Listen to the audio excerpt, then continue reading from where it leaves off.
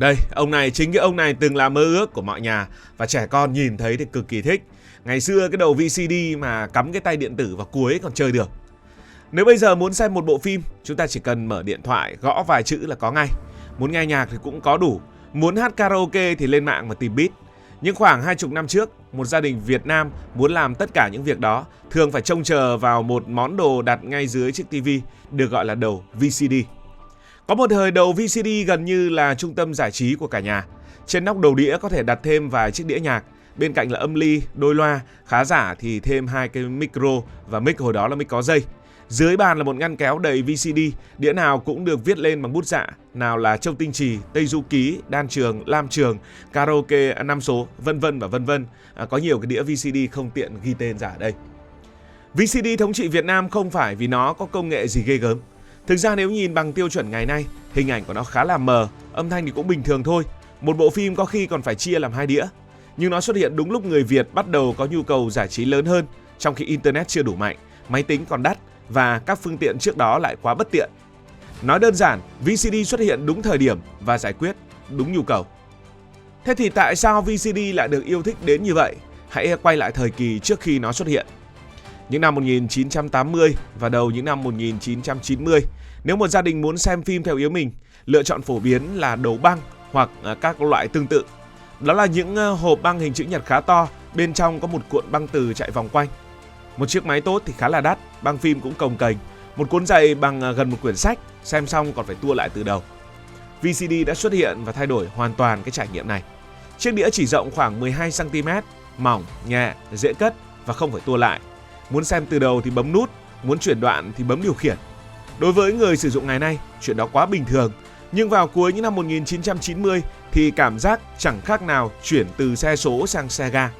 Đĩa lại nhỏ đến mức một chiếc tủ có thể chứa vài trăm bộ phim. Trước đây, nếu muốn cất 100 bộ phim bằng băng thì có khi phải dành cả một góc phòng. Với VCD chỉ cần vài ngăn tủ kính. Đó là một lợi thế đầu tiên khiến nó nhanh chóng được người Việt đón nhận. Và VCD lại xuất hiện đúng vào lúc người Việt bắt đầu khát các hình thức giải trí.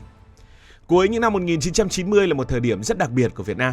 Kinh tế bắt đầu khá hơn rồi, TV màu ngày càng phổ biến. Người dân bắt đầu có khả năng mua thêm những thiết bị điện tử phục vụ cuộc sống, chứ không chỉ tập trung vào những món đồ thiết yếu kiểu ăn chắc mặc bền. Và quan trọng hơn, nhu cầu giải trí tăng cực nhanh. Nhưng truyền hình thời đó vẫn hoạt động theo kiểu nhà đài chiếu gì thì người xem cái ấy.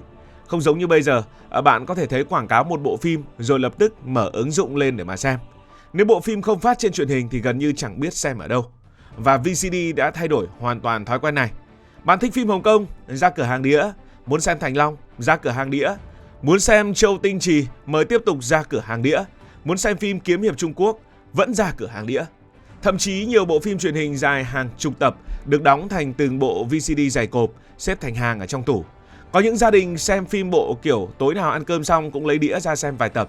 Hết đĩa này thì thay đĩa khác. Một bộ phim dài có thể kéo cả gia đình suốt vài tuần. Và thế là người Việt Nam được xem thứ mình muốn vào lúc mình thích. Một công nghệ muốn thống trị Việt Nam vào thời điểm ấy thì cần có một điều kiện cực kỳ quan trọng nữa, đó là phải đủ rẻ. Và VCD làm được điều này.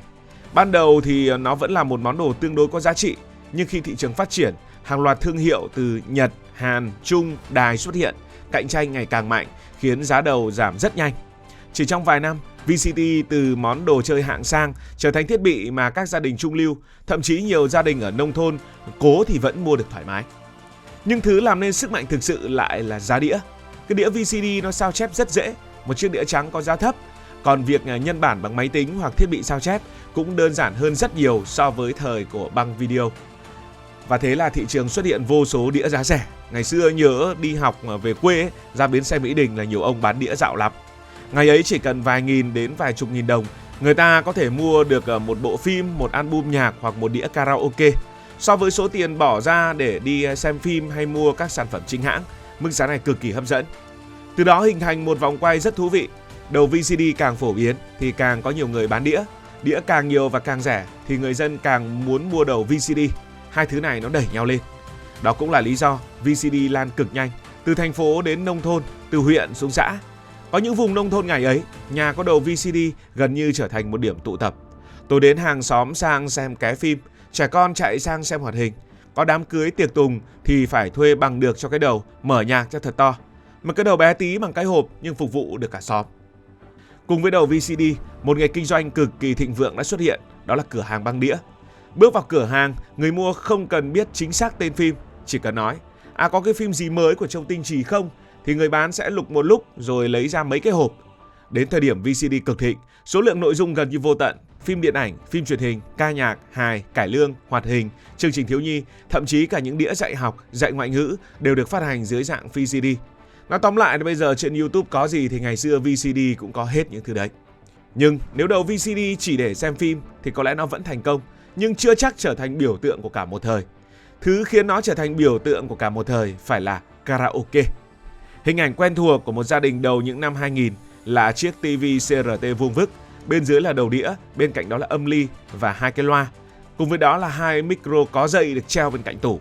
Nhà nào đầu tư hơn thì thêm một tí loa echo chỉnh vang để hát nghe nó đỡ thật. Tối cuối tuần, nhà có khách, sau bữa cơm là bắt đầu karaoke.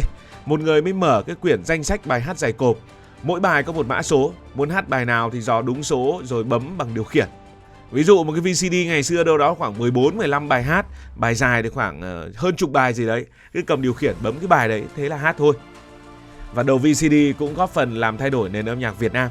Trước đó người ta chủ yếu nghe ca sĩ bằng cassette, radio hoặc xem những tiết mục ca nhạc ở trên truyền hình. Nhưng khi VCD phổ biến, khán giả không chỉ còn muốn nghe, họ muốn nhìn thấy ca sĩ. Thời kỳ này những album video ca nhạc bắt đầu có sức hút rất lớn và nhiều ca sĩ cũng nổi lên từ đây. Đan Trường, Lam Trường, Mỹ Tâm, Cẩm Ly, Phương Thanh, Quang Linh và nhiều ca sĩ khác đều gắn với thời đại của băng đĩa, cả Duy Mạnh nữa. Một ca khúc không chỉ cần giọng hát, nó cần hình ảnh, ca sĩ mặc gì, quay MV ở đâu, có câu chuyện gì, có vũ đạo hay không. Và VCD góp phần biến ca sĩ thành những ngôi sao hình ảnh đúng nghĩa. Thời đấy thì người ta còn hay đồn là ca sĩ này thế nọ thế kia, người đi chữa bệnh, người thì con cháu ông nọ bà kia, các kiểu đủ cả. Đặc biệt với thế hệ 8X đầu 9X, có những MV được xem đi xem lại đến mức thuộc cả cảnh quay. Một chiếc đĩa mới của ca sĩ nổi tiếng còn có thể được truyền tay giữa bạn bè. Nhà này mua trước, nhà kia mượn xem. Đó cũng là thời điểm thị trường âm nhạc bắt đầu có những khái niệm như là fan thì mua album, sưu tập ảnh ca sĩ hay là sưu tập VCD. Ngày trước mà mua được cái báo Hoa Học Trò có những số đặc biệt có VCD thì oách phải biết.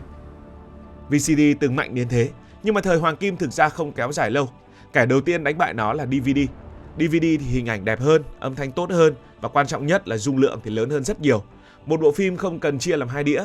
Một đĩa DVD có thể chứa nhiều bài karaoke hơn, hình ảnh đẹp hơn và có menu nó tiện hơn. Ban đầu thì cái DVD nó đắt nên là VCD vẫn là sống khỏe, nhưng chỉ vài năm sau, đầu DVD ngày càng rẻ. Nhiều đầu lại đọc luôn cả đĩa VCD và CD.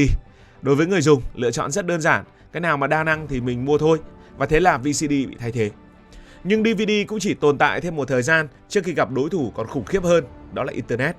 Máy tính càng phổ biến, Internet từ quay số chuyển sang ADSL rồi là cáp quang.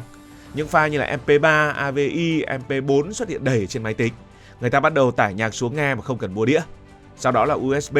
Một chiếc USB nhỏ xíu có thể chứa được lượng nhạc tương đương hàng chục, thậm chí hàng trăm chiếc VCD. Rồi đến YouTube, lúc này thì cuộc chơi đã kết thúc rồi. Nhìn lại, đầu đĩa VCD có vẻ chỉ là một thiết bị điện tử bình thường, nhất là trẻ con bây giờ nhìn nó chả hiểu là cái gì. Nhưng nếu nhìn vào vai trò của nó trong xã hội Việt Nam, nó quan trọng hơn rất nhiều. Nó là một trong những công nghệ đầu tiên đưa khái niệm giải trí theo yêu cầu vào hàng triệu gia đình. VCD vì vậy được coi là YouTube, Netflix, Spotify và karaoke của người Việt thời chưa có mạng Internet băng thông rộng. Tất cả gói gọn trong một chiếc máy đặt dưới TV. Và cuối cùng, thứ còn lại không phải là chiếc máy mà là ký ức. Ngày nay rất ít người còn dùng đầu VCD. Trẻ con có khi nhìn chiếc đĩa còn tưởng là đồ chơi để trang trí. Nhưng với thế hệ 7X, 8X và đầu 9X, chiếc đầu đĩa gắn với một thời tuổi trẻ. Đó là tiếng khay đĩa chạy ra vào khi bấm nút Open, là tiếng đầu quay vù vù trước khi hình ảnh hiện lên, và là cảnh chót xem một cái phim gì mà mất điện, phụ huynh sắp về, phải tìm cách tháo cái đầu ra để lấy cái đĩa kia ra khỏi đầu, rất chỉ là đau đầu. Ai từng có những kỷ niệm gì về VCD và hãy thể hiện dưới phần bình luận nha. Cảm ơn, hẹn gặp lại trong các video tới.